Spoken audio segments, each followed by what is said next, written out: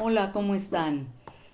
Continúo con ustedes este trabajo que, como lo dije en un principio, bueno, la idea es ir compartiendo cuestiones, temas sexológicos. Y para empezar desde un principio, como podrán ver en el módulo anterior, bueno, tanto así como módulo no es. En la cápsula anterior empecé hablando de la sexología y mencionando que no es igual hablar de la historia de la sexología que de la historia de la sexualidad. La historia de la sexualidad es muy amplio, amplísimo, y bueno, eso se encarga nuestro amigo Juan Carlos Hernández Meijueiro. Yo no tengo por qué entrar en estos terrenos, pero sí para empezar a hablar de educación sexual, de derechos sexuales y reproductivos, de políticas públicas en materias de sexualidad. Sí es importante empezar con conceptos básicos como qué es sexología, después será qué es sexualidad.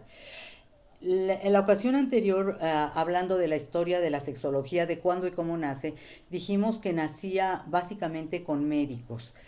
Que los primeros, los pioneros en hablar de estos temas fueron los médicos, y por la naturaleza de su profesión lo hacen a partir de la enfermedad, de la patología. Así estuvimos hablando de Richard von Krafft-Ebing, Ivan Bloch, Magnus Hirschfeld, Henry Havelock Ellis y Sigmund Freud como estos primeros, no porque fueran los únicos, sin duda debe de haber más, no debe, hay más. Pero si tuviéramos que decir quiénes son los padres de la sexología, hablaríamos de ellos. Ciertamente que entre Ivan Bloch y Havelock Ellis se dice que quién de los dos es el padre de la sexología.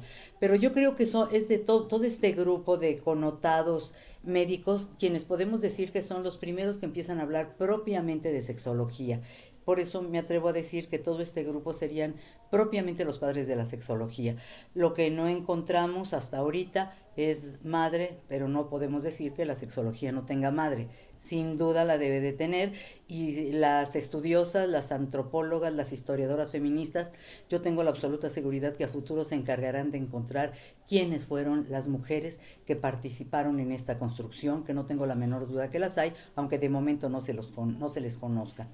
En esta segunda ocasión, yo estaría platicando con ustedes sobre, después de los médicos, quiénes llegan al estudio de la sexología, y unas segundas profesionales que llegan a este campo, a esta disciplina, son antropólogas y antropólogos.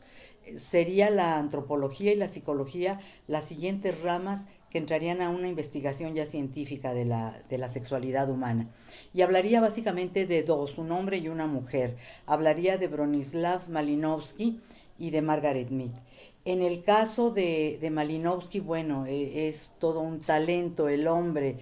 Malinowski nace en 1884 y muere en 1942. Todos ellos, sobre todo hablando de Malinowski y de otros doctores que en su momento hablamos, mueren jóvenes. Malinowski hace estudios de campo muy importantes en varias comunidades. Tiene ya publicaciones muy conocidas, es un antropólogo muy renombrado. Sus estudios básicamente los hace en muchos lugares, pero los más destacados son en Nueva Guinea, y en las Islas Trobriand, en donde estudia varias tribus que por la época en la que hace sus estudios las encuentra todavía en un estado bastante primitivo, lo que le permite hacer estudios muy importantes. Él hace estudios sobre el sistema de ascendencia y de parentesco, sobre todo en los trobriandeses, en el sistema de ascendencia y parentesco, y descubre que su línea es una línea no patrilineal como suele conocerse, sino es una línea matrilineal. El sistema de parentesco se sigue a través de la madre. Hace hallazgos muy importantes en la familia, y algo muy importante es que se da cuenta él que la familia monogámica y patrilineal, que era el sistema de familia que se conocía hasta entonces, no era ni mucho menos el único, sino que hay muchísimas formas de familias y muchísimas formas en las que puede irse construyendo la familia. Esto es muy importante y al final yo sí quisiera aclararlo. Malinowski, lamentablemente, repito, muere muy joven, a los 58 años, de un ataque cardíaco, y lamentablemente no lo perdimos de manera muy especial en México porque se estaba preparando para hacer estudios de la familia y de las comunidades en Oaxaca. No llegamos a ver esta investigación, lamentablemente. Otra antropóloga la siguiente antropóloga de la que quisiera hablar es de Margaret Mead, quizá mucho más conocida que Malinowski. Margaret Mead nace en 1901 y muere en 1978.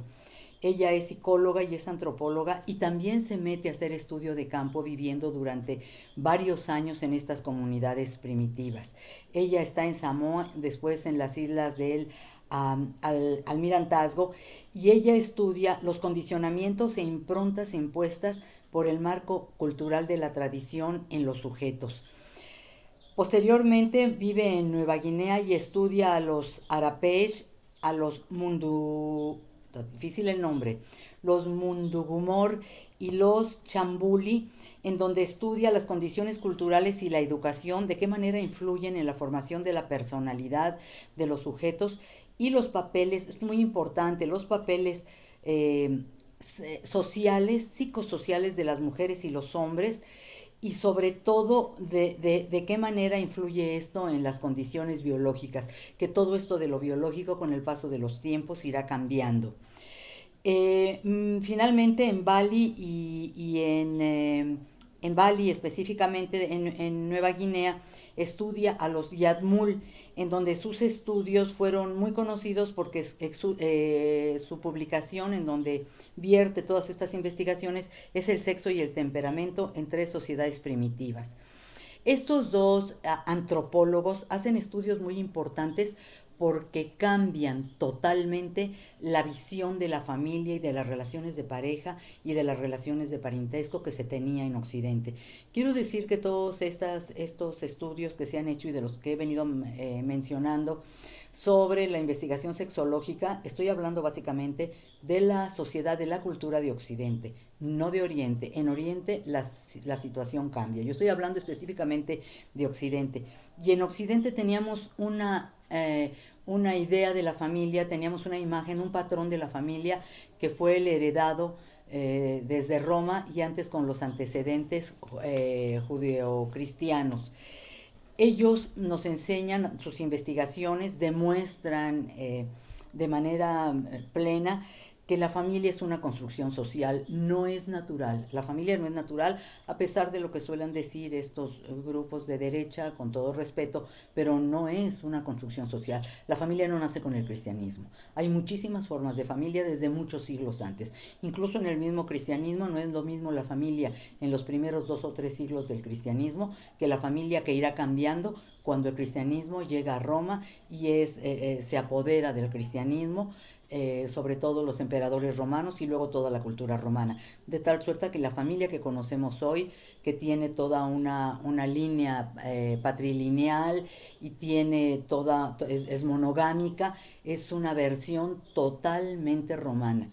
Insisto y repito, la familia no es un hecho natural, es un constructo social, y la que vivimos en especial hoy día viene del modelo judeocristiano. Y esto, repito, no es nada más un decir, sino parte de las investigaciones de antropólogos y antropólogas como Malinowski y como Margaret Mead, y que después al paso de los años se va confirmando, y hoy por hoy podemos verlo sin lugar a dudas.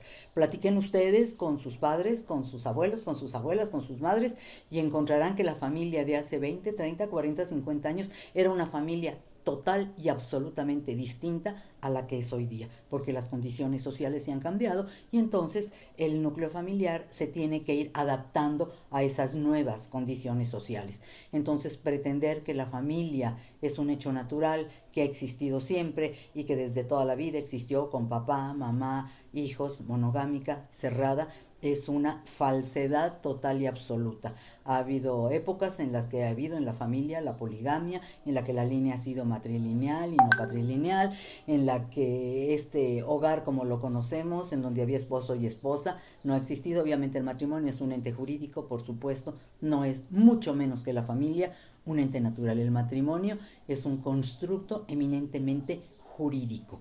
Entonces, esto nos abre las puertas para entender y asumir que tenemos que conocer que este modelo que vivimos hoy de familia es diferente y tenemos que aprender a vivir en él. Esto no quiere decir que haya modelos mejores ni peores, ¿eh? Ninguno es mejor, ninguno es peor. Es mejor aquel que mejor se adapta al momento histórico que está viviendo. Vamos a continuar para la próxima vez. Hablaremos, si las circunstancias no lo permiten, continuaremos con esta historia de la sexología y llegaremos ya a los, en verdad, quienes han construido ya con métodos 100% científicos el estudio y la investigación de la sexualidad. Que les vaya bien, cuídense mucho, pórtense mal y hasta la próxima.